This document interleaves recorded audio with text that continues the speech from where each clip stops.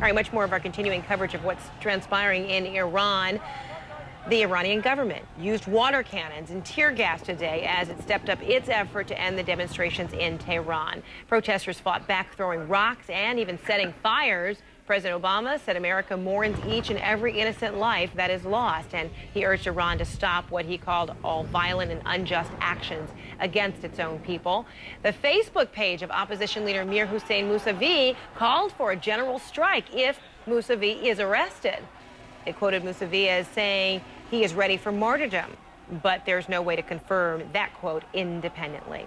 So with Iran's government placing so many restrictions on reporters, foreign reporters, international reporters inside Iran, getting information is pretty difficult. CNN's Colleen McEdwards is monitoring social networking sites, satellite feeds, other sources from our Iran desk. She's with us now. What's the latest? That's right. Thanks a lot, Frederica. You know, the Iran desk here at CNN is right in the middle of our international desk, and we've got so many people working on this, so much expertise, trying to pull in so many different avenues, so many different sources of video, because, as you say, we can't report on the ground. And I want to show you this fax that we got. This was from the Ministry of Culture in Iran that essentially tells us that we cannot do anything in Tehran without official permission.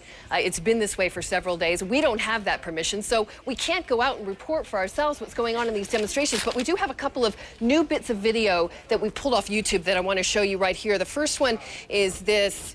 This is showing one of the larger demonstrations in Tehran. And as you see here, you get a real sense from this video, I think, of the escalation, Frederica. You see something burning in the street here. You see the movement of the camera, a fair bit of frenetic activity, a lot of debris on the ground.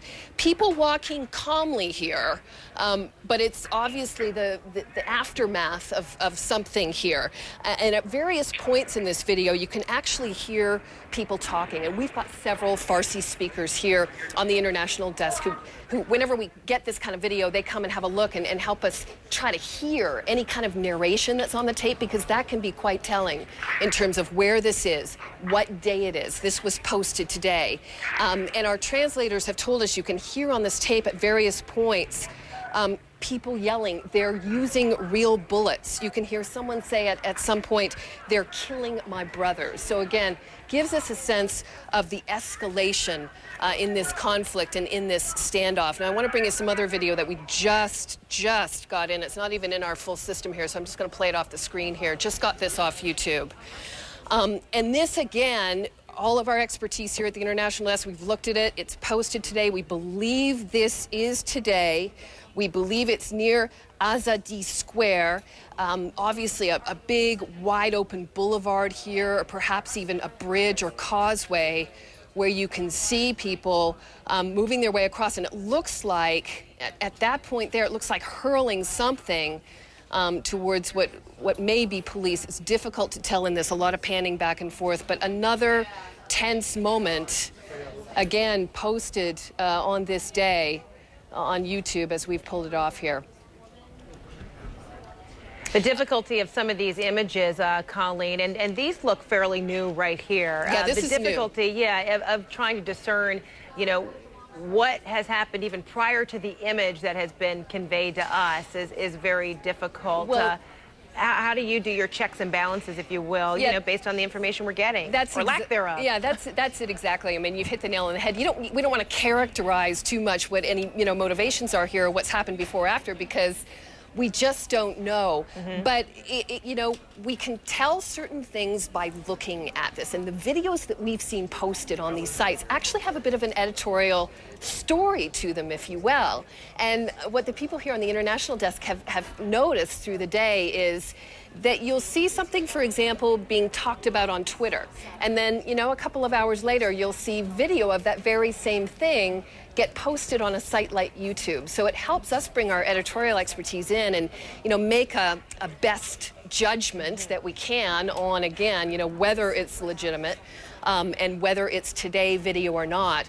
Again, we've got our Farsi speakers listening to this because they can hear someone say, okay, this is at the corner of such and such a street, and that helps us pinpoint a location like near Azadi Square. So we're doing the very best we can under extremely difficult circumstances, but you can really get a sense from the video that we're seeing now, Frederica, of an escalation in the conflict here over what is a contested election, and which the supreme leader in Iran has basically said, as far as he's concerned, it stands, and that if protesters take to the streets and if people are injured, then there is blood on the opposition's hands. All right, Colleen McEdwards, thanks so much. We're going to check back with you momentarily. Meantime, let's check in with Josh Levs, who continues to monitor all that you and others are saying on Twitter.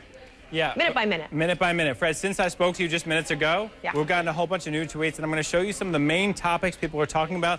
Let's start with some graphics here. We're going to bring them in. It's interesting the kinds of things people are, in some cases, retweeting what they're hearing from Iran. And you can hear this right here. This is about reports from Tehran about forces apparently, allegedly attacking this area, Khomeini Hospital, and arresting injured people. Now, I'm going to emphasize as we look at this, we're not reporting this as fact. What we're looking at is what people are saying on Twitter, and because of those media restrictions you keep hearing about, more and more people are turning to Twitter and possible tweets that seem to be coming from inside Iran. Let's go to the next one. This is another RT, which is another retweeted one, and it means that someone received it and is sharing it with all of that person's Twitter followers. Confirmed, we can't stress enough, multiple sources, again, according to this tweet here, are confirming that there are people going to these hospitals and taking names of people who had been at protests, and this person is saying if you were a protester and you're injured, what you should instead do is get help at an embassy.